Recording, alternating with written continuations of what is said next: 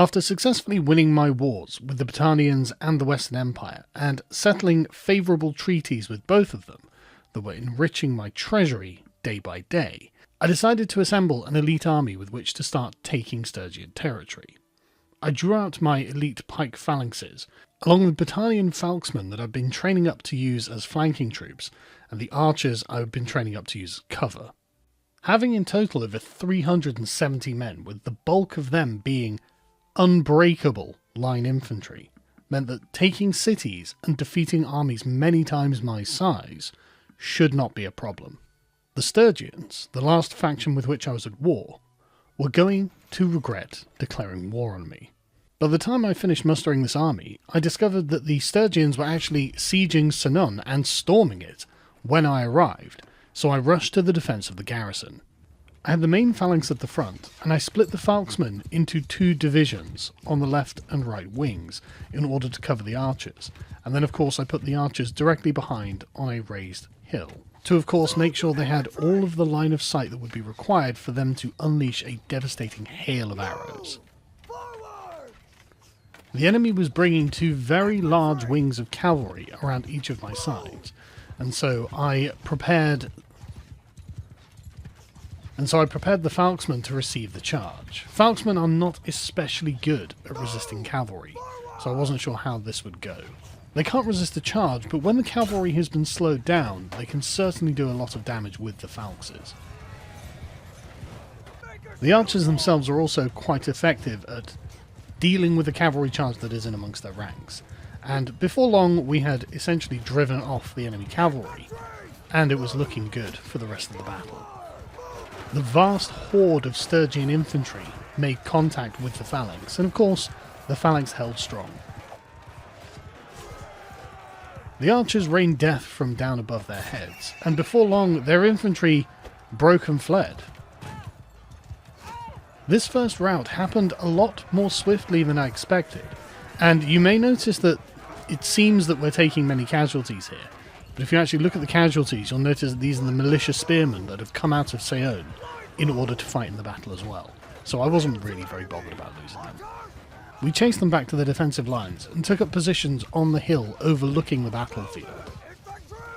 Evidently the cold was getting to them, they didn't want to wait around, and they came up to meet us.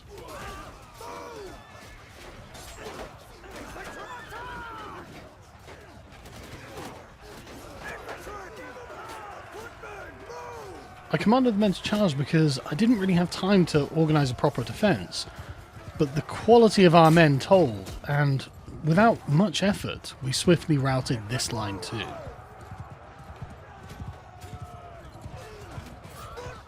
We advanced without stopping and fell upon their third line, which just melted away before us, and with that the field was ours. In total we'd suffered 41 casualties, but most of that was the militia. Out of Harold's army, we had suffered 7. So with Seonon secure and the army in the field, it was time to move upon the Stygians and begin taking their castles. But suddenly, under attack from Battania, there must be some mistake. I checked the diplomatic tab, and it seemed that indeed the Battanians had decided to break the treaty that we had made and declare war on me. I therefore marched around the Great Lake, diverting my attack on the Stygians, and deep into what remained of Battanian lands. And there I began putting Battanian armies to the sword. Many were clearly simply not prepared for this war, and I crushed them with ease, even when they managed to gain a large number of them in the field, often taking 0 casualties myself. Eventually the Battanians managed to scrape together an army of 800 men, and as the Stygians before them, laid siege to Seonon. However, in this era, 800 men was not going to be enough, and I scattered them with ease, driving them from before my city, and chasing them down to their inevitable deaths from cold and hunger in the wilderness. I spotted Wrath, the Battanian lord I had attacked many moons ago which had sparked this conflict, but he only had 100 men and I couldn't catch him. And so I went back to Maranath to patrol our territory, and I spotted the Battanian king, Caladog. He only had 150 men, so I decided to hunt him down and throw him in my dungeon. On a wintry night in a snow-covered forest, I forced him to battle. No longer could he evade me, no longer could he escape. His men, vastly outnumbered, and vastly outskilled by my men, had nowhere left to run. I sent my archers up on top of a hill, and sent my infantry forward in a tight body. The battle was short and fierce. As soon as my men came into contact with his men, the Battanian blood began to flow. And the outcome of the battle was never in doubt. They were outclassed in every way, and so we hacked them down mercilessly.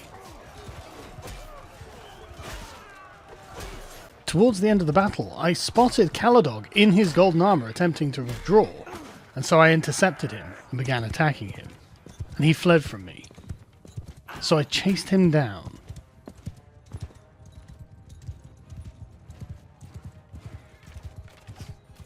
Over the snow-covered hills and into the darkening forest, hacking and slashing at him and his horse as he went.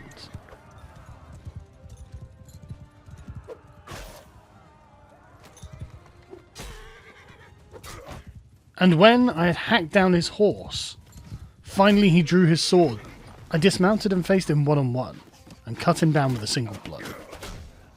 So I returned to Maranath and threw Caladog in the dungeon with the other conquered lords, who were paying the price for declaring war on me.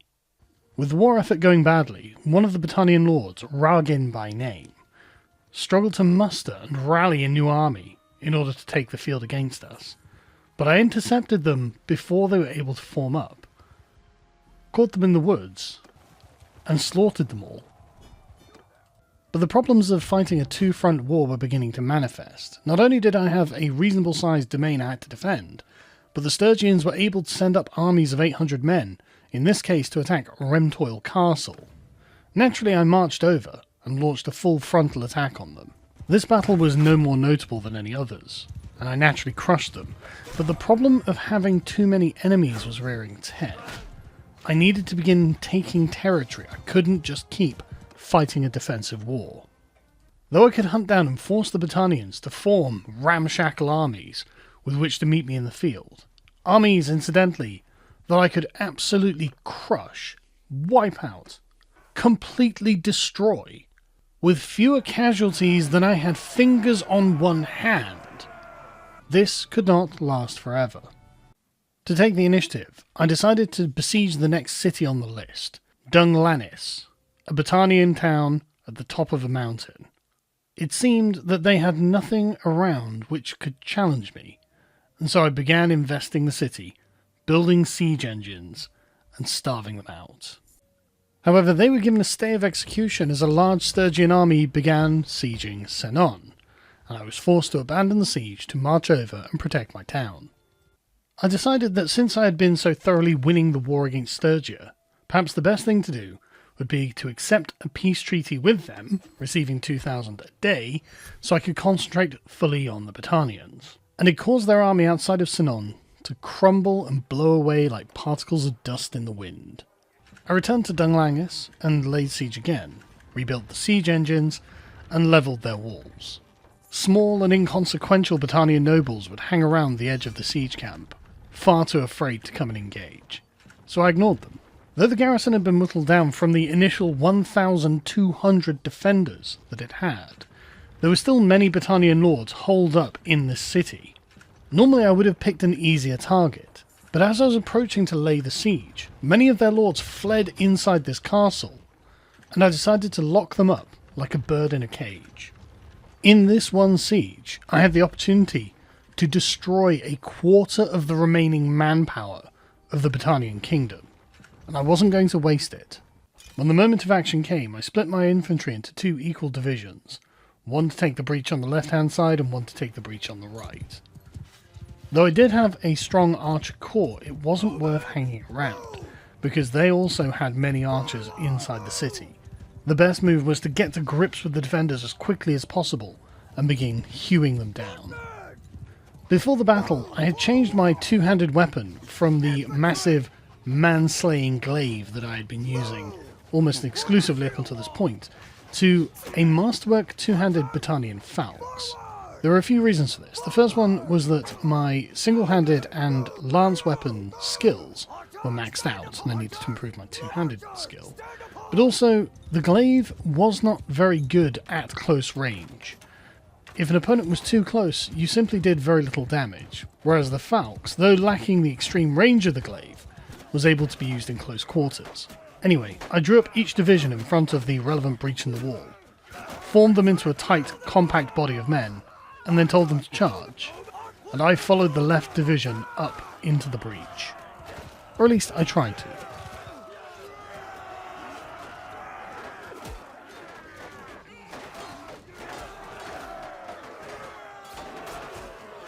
When I finally spurred my horse up into the ranks, I began slashing downwards heavily with the falx. This, of course, was a supremely dangerous weapon, and within moments I had forced my way through their lines and was then at the rear, hacking and slashing to try and create an opening for my men before I was dismounted. But to be honest with you, being dismounted wasn't really much of an issue. In fact, it was probably better to have been dismounted than not, as once I had found my footing, it was much easier to actually take on the individual men that they had, especially some of the elite men, such as this Knight of the Sacred Fire that I found at the back of their ranks, and incredibly well armed and well armoured. I killed him, and I saw that one of my pikemen had been pinned against the wall, so I saved him too, and by this time we'd completely destroyed the defenders on this side of the breach.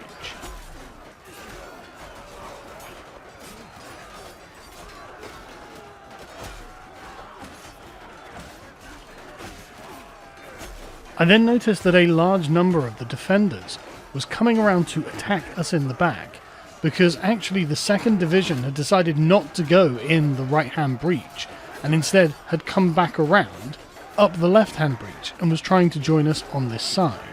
So I told them to turn around and defend the breach that we had just taken from the enemy's reinforcements, while I, with the left-hand assault squad, surmounted the walls and kept advancing into the city.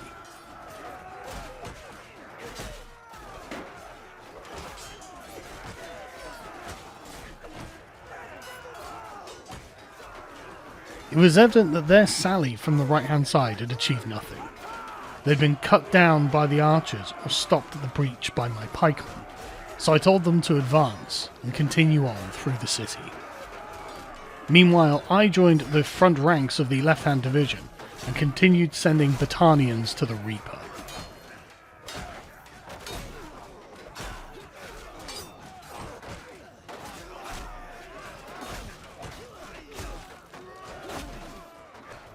We fought the Battanians off of their own defences and forced them back into the city, and I told the right-hand division to advance into the right breach finally, and go and assault whatever infantry were left there, while the left-hand division was stalled by reinforcements that were blocking them from coming down the wall on the left-hand side.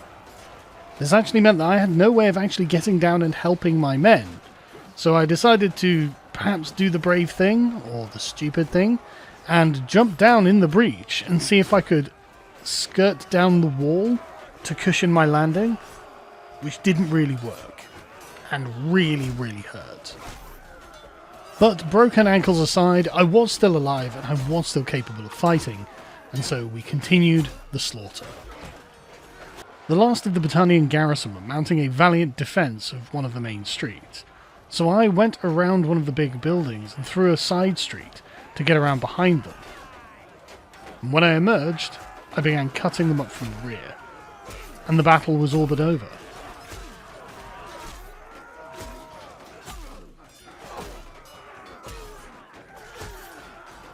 We took Dunglanys with more casualties than I would normally endure.